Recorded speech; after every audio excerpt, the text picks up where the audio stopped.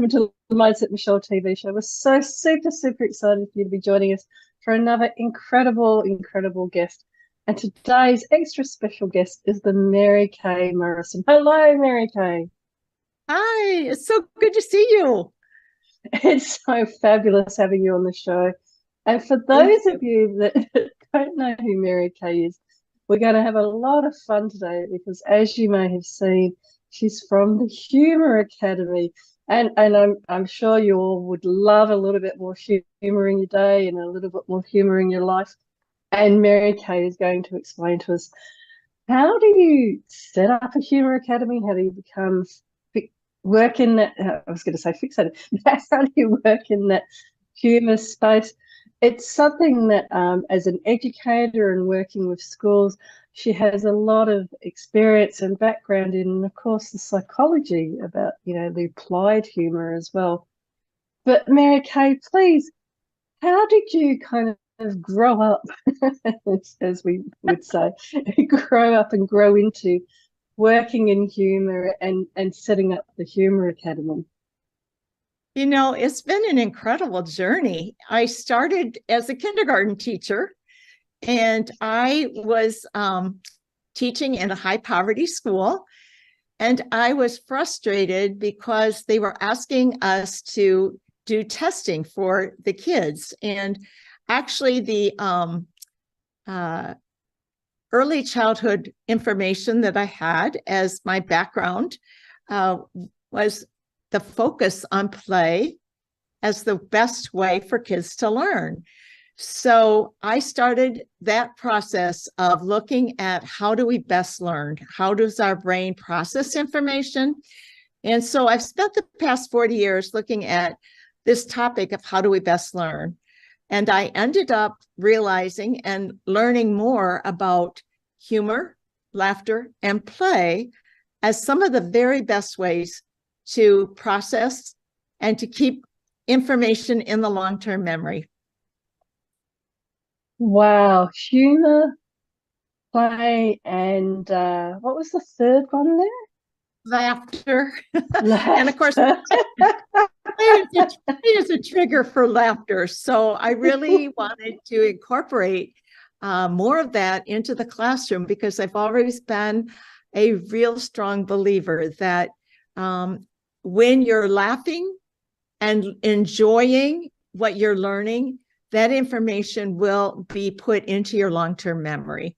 And the research is pretty clear about that your emotions are what put information into the long-term memory. So strong emotions such as laughter and joy and humor can help people learn. So it is a fun way to learn.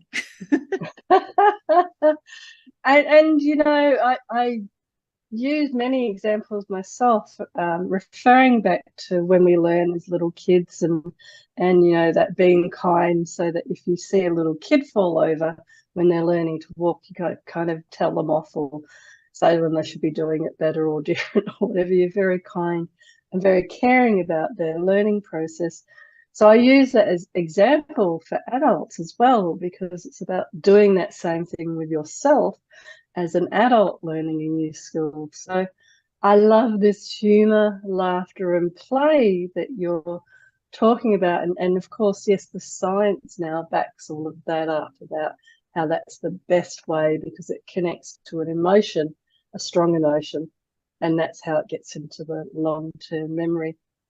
Mary Kay, with working with kindergarten children, adults, all sorts of people now through the Humour Academy and helping them on that education and learning journey about learning how to learn and have fun while doing that. I'm interested, having achieved so much in your own life now, what do you think success means to you? I think success is when you feel like the work you're doing is contributing to making a difference in the world. And so I volunteer with AATH, the Association for Applied and Therapeutic Humor, and they study, practice, and promote healthy humor and learning.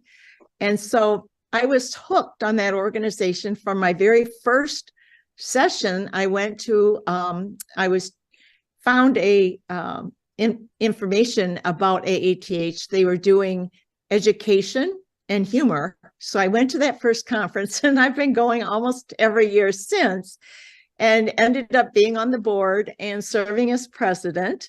And then I started the Humor Academy, using my book as a textbook for the course. So I've written 3 books, but the second one is using humor to maximize learning, living. First one is maximize learning. That was for teachers. But this one is for everyone. And so the Humor Academy is for people from all over the world who want to learn about humor and how to apply it in their personal and professional life.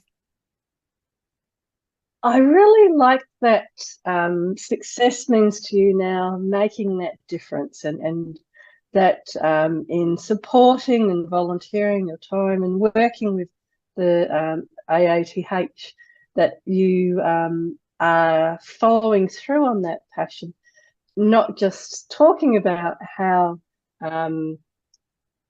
what success means to you, but you've got a very, very clear idea of the channel through which to do that. And I also love, and it's something that we'll keep picking up on here, the applied humor. So it's not just teaching people how to laugh, it's actually the application of that. And that's something that I like. It's where you put the theory into action, I would say. And that when I hear the word applied, I really like that, because it's similar to the ethos behind the show. It's not just talking about creating a successful mindset, it's giving people tips and tools and habits about how they can do it. So it's applied mindfulness, applied mindset. And so I love what you're talking about there, about that applied humor. With that wonderful background and success in mind, Mary Kay, what would be some tips or suggestions that people watching may be able to use in their own lives or in their own workday to create more of that applied humor? I'm so glad you asked, because a lot of times people think they need to be a comedian or to be funny. And what Karen Buxman has always said, who's one of my colleagues, who has been a mentor to me, she's past president as well of AATH, is that humor is not about being funny, it's about seeing funny. So whatever happens to you in life, if you can start to laugh about it, or to see the joy in the growth that you're learning from whatever happens. I think one of the best examples is kind of weird, but it's when you're at a funeral. A lot of times people end up laughing because they're talking about the laughter that that person brought into their lives. And so often the tears evolve into laughter and the memories, the positive and joyful memories of the people that were remembering at that funeral or about their life. And so laughter and tears are very closely related. But I think the advice that I would give to people is try to find joy and laughter. And I encourage people to play every day, because play is a trigger for laughter. So we have 5 swings in my yard. I'm a real swinger. And it makes me laugh every day when I go out and I get on my swing. So I ask people to find what joy they found as a child and to bring some of that into their life. And so, you know, it can be something like knitting or music or art or whatever you enjoyed as a child. Bring more of that back into your life, and you will also find the laughter then too. You raised some 2 really, really fabulous points there that I really want to make sure that listeners have heard. The first one about what we're talking about when we talk about applied humor. And being clear, and I love this, being clear that it doesn't mean you need to go out and learn how to be a stand-up comedian or anything like that. but it's about seeing the funny in the everyday and seeing the funny not being funny. So seeing the joy in life, and that example you use is a very real and very raw human one about funerals, where people don't necessarily sit around and go, oh, that person was a terrible heavy smoker or something, and not start laughing. That you're right, that emotion of really deep sadness and remembering somebody, and that laughter is it's like fear and excitement being the two sides of the same coin. You kind of have sadness and laughter as two sides of the same coin as well. And then your second really powerful, really, really powerful suggestion for people around remembering what it was that gave you joy as a child. And if you don't remember, then going to the parks and the swings in the park and looking for what it is that gave you that feeling as a child that you can kind of reconnect with as an adult. Two really fabulous tips around seeing the funny, not being the funny, and finding the joy, looking for what you can do in your life that brings back that childlike state. Really, really powerful tips there, Mary Kay. Thank you. It's been an incredible journey, and I've learned a lot from all of the people that I've taught through the years, and from the 5-year-olds to the senior citizens that I've been working with. So, I think we learn a lot from others. And so I always get new ideas when I'm teaching. It's one of the most powerful things I think that you can do, because when you teach something, I think you end up learning more in the process. So I have learned a tremendous amount from the students that I've had in the Humor Academy. And I guess that's where my next question kind of comes from, because sometimes people have quite difficult lives, quite challenging lives, and laughter may be a little bit confrontational to them because they're still in maybe a little bit of pain or a lot of pain around what has happened to them. And I myself know, and I've seen how laughter can help, but it can also be a little bit or a lot challenging for people to kind of move from what they feel in terms of that really deep pain to feeling that laughter. What are some suggestions, or what have you seen as when you've been working with people, even little children, who have got terrible things that may have happened? What have you seen that's really helped people to move, or to even, they don't necessarily completely move, but start on that journey of unraveling that pain and seeing more of the joy and humor in their lives? That is a really difficult question in a lot of ways, especially after we've all gone through the pandemic and we have so many people that have been traumatized, and a lot of the stress that we have from being isolated, and especially for young kids who missed out on the experience of actually being in school. So there's a lot of pain and trauma out there.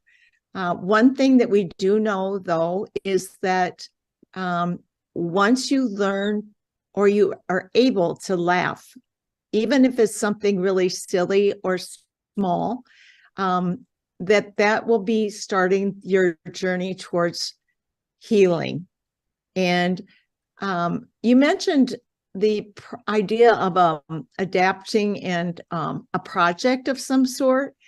And so immersing yourself in something that helps you bring joy to other people often will bring joy to yourself. So, if you can read with a child, or donate time into an organization that can use your help and your services, oftentimes you will find that when you're doing that and bringing joy to other people, you will also bring laughter and joy into your own life. And you again raise, and it was a fairly difficult question, so you did very well answering it, okay. Um, you bring up another really, really fabulous suggestion around it, of yes, looking for what can create that small start, the small steps of recognizing, oh, this is making me feel a little bit funny and I'm having a little bit of laughter here. And so I'll look for ways to keep doing that. But also the service element. So I've heard this from many, many different people, and it might sound a bit strange to people, but that going out and being of service to somebody who may have a similar journey to you or may have a more complicated or complex journey than you, but going and doing those simple things, loneliness isn't unique. It's something that's a very big problem in many societies now. So volunteering and going and helping somebody else that's feeling lonely is actually one way to stop feeling lonely yourself. And that service to others, that being there to help, really does physiologically and in so many other ways start to shift how your own brain works. When you're thinking of somebody else and you even have those brief moments where you stop thinking about your own problems and your own issues, that's where that laughter and that joy can start to, like a new sprout for a new plant, it can start to come through the fertile soil of your mind. Absolutely. And children have a way of looking at life through a different kind of lens, and they tend to laugh a lot. And since they have been through quite a bit of trauma, a lot of times I want to just reiterate, there's so many kids that can use an adult in their life, especially during this time. Just spending time reading with them or playing with them, bringing your artistic skills or your music skills to the kids in your neighborhood or to the children in your local school to volunteer. That, again, that's a great way to bring laughter into your life. A lot of times people cover up depression or anxiety with laughter. If you look at people like Robin Williams, who was suffering from depression, but was able to make other people laugh. So depression is not a laughing matter. And so I would absolutely suggest that people get professional help. It's easy to say that, you want to find laughter in your life, but if you really are having serious issues with depression and stress and anxiety, getting a mental health counselor. One of the things in AATH that we have learned is that in working with people from all walks of society, that a lot of times people are using humor in a professional sense to help people that are going through depression and anxiety. Even some psychologists and mental health counselors are exploring the pioneering research of using humor therapy or therapeutic humor in their practice. So it's an emerging field. Yeah, and I'm surprised, not surprised, that it's an emerging field.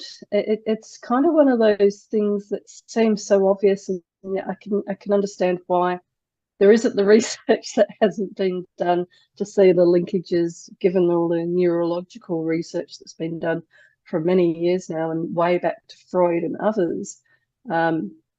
Something that may seem so simple as to what is the cause of laughter and when is it real laughter and when, like you so rightly pointed out, when is it masking other behaviors. Like, I think somebody like Robin Williams, bless him, he was such an incredibly gifted, and you find that some of the really gifted, super intelligent, amazing artists like that have actually got the flip side, like those two coins we were talking about, two sides of the coin.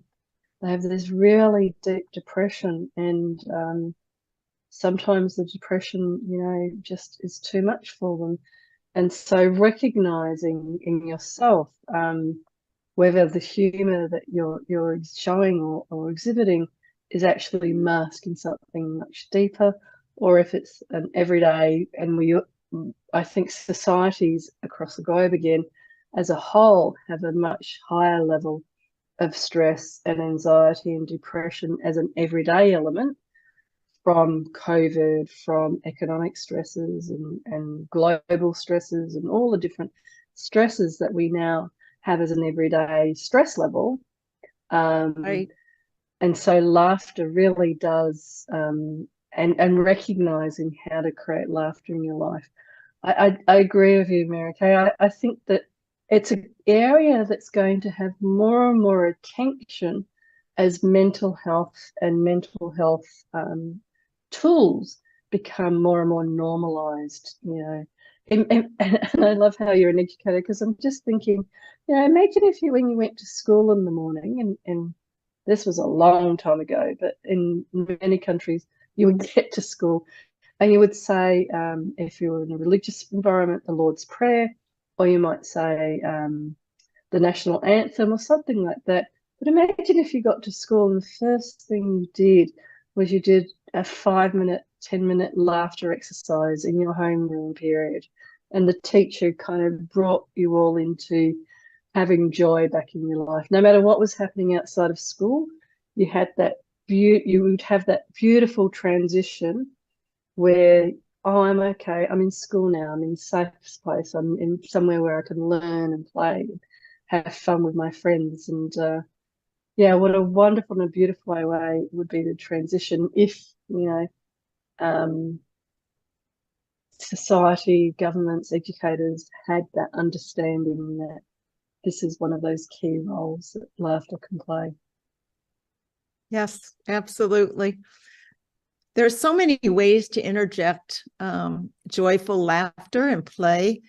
And as I said, play is a trigger for laughter. So if people can put more play into their life, and you don't need children to play with. I encourage adults too to find time to play, find time to do what brings you joy. So again, I've worked a lot with children, but in the work with AATH and the Humor Academy, and you mentioned the application piece. We do study in AATH the theory of humor, but then year 2, it's a 3-year program to become a certified humor professional through AATH. But the second year, people do a project, and it's the application of. So whatever field people are in, and we've had a lot of people that deal with a lot of trauma, people that work in the nursing field, or firefighters, or people that work with hospice, trying to find out how to apply humor in that field. We've recently had students who are in peace programs looking at how to integrate humor into the peace process, because when you're in a relationship or trying to negotiate, laughter is the shortest distance between two people. And if you're laughing with someone else, it energizes the relationship, and it brings a new level of emotional acceptance into that relationship. So just a lot of research going on right now in the field of humor studies that are really exciting and fun. Wow. And I love, again, that applied element that you were talking about there, about the people working in the field and bringing this laughter, and that through the AATH, the study of how laughter can be applied to these different situations when people have trauma and stress or aging, etc. And I love the laughter being the shortest distance between two people. What do you think, in terms of adult and play, is sometimes the hardest thing? So people watching going, oh yeah, I agree, I need more play, I need to be more childlike. But, I haven't been a child for 10 years, 20 years, whatever it is. And it would be really inappropriate if I got out my, toy trucks or toy dolls or toy whatever it might be and started playing with them. my kids or my wife or my work colleagues might think I've gone crazy.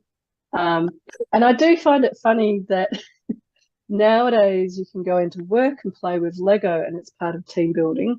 So Lego seems to have made that crossover into adult play. But it's one of those areas where, again, you so beautifully have raised, is it like an emerging field of adult play? How can we use Lego, and that's a fabulous example, things like Yeah. that we played with as a child to bring adult play back. And, I look at, all these organizations doing human-centered design and human this and human that and agile this and agile that. And I find it quite funny that they miss this core component that you're talking about that gets people back into their creativity, which is around play. If they're playing and having fun, then they're being creative, they're being relaxed, they're being all those things that you want to be yourself and you want your teams to be. But the key is doing it through some form of adult play. So if I came to you and said, I really want to play, and I remember what it was like playing with Lego, and we even had Lego classes last week at work, but I just can't find the way to kind of get there myself. What sorts of suggestions would you have for people? You have identified something that is really prevalent in our society, and that's humophobia. There's a lot of fear of trying to become more filled with laughter, or it's a risk. It's taking a risk to do something new and different. And workplaces are starting to find that element of team building that really helps growth of a company. But it's something that we haven't really been familiar with for a lot of years. It's relatively new.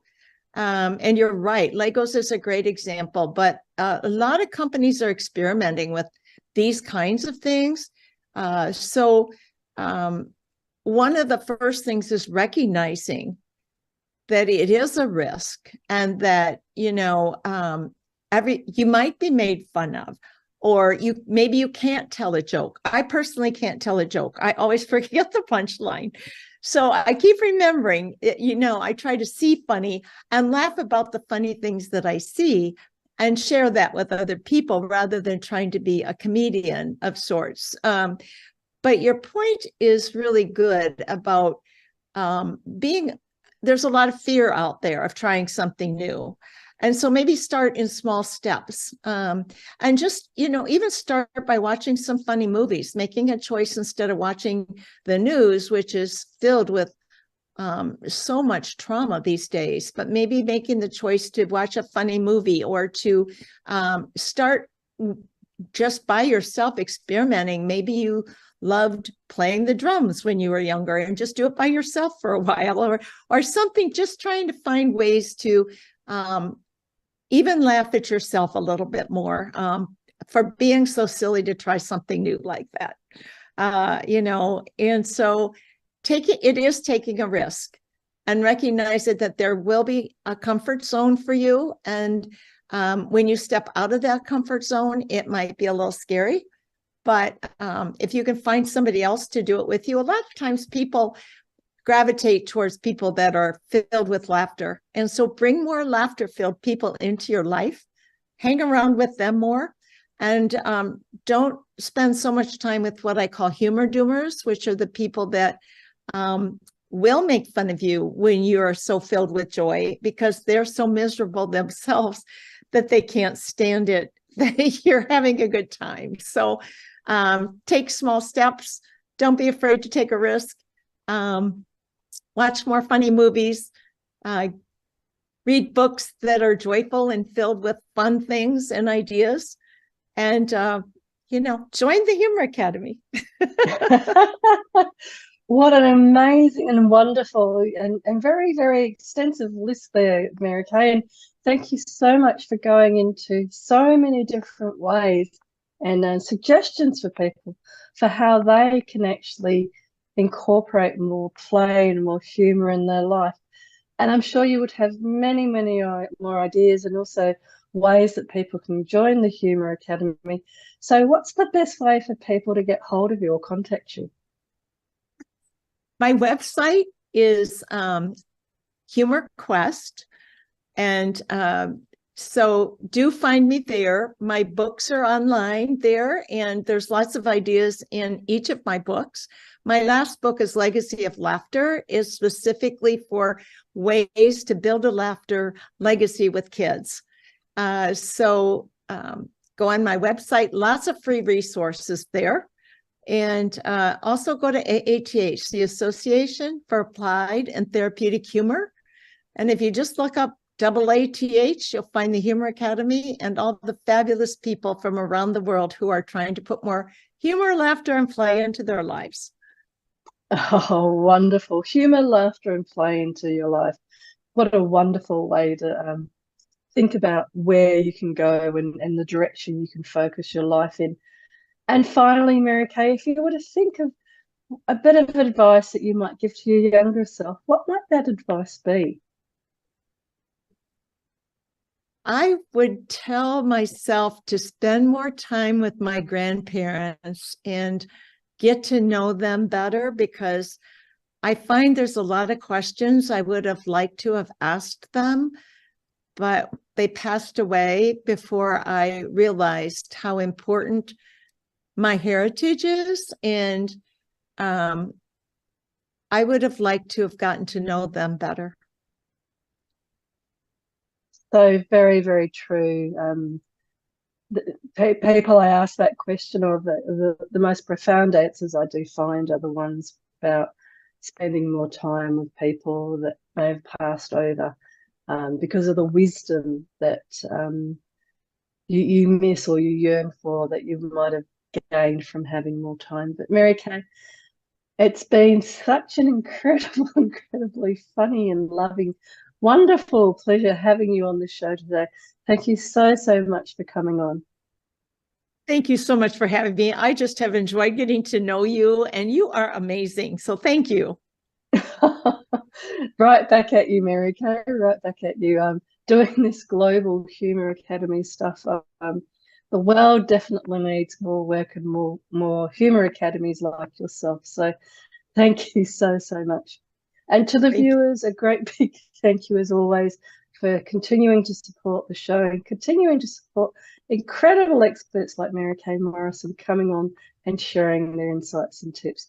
But for now, from my heart to your heart, be great, be fabulous, and be you.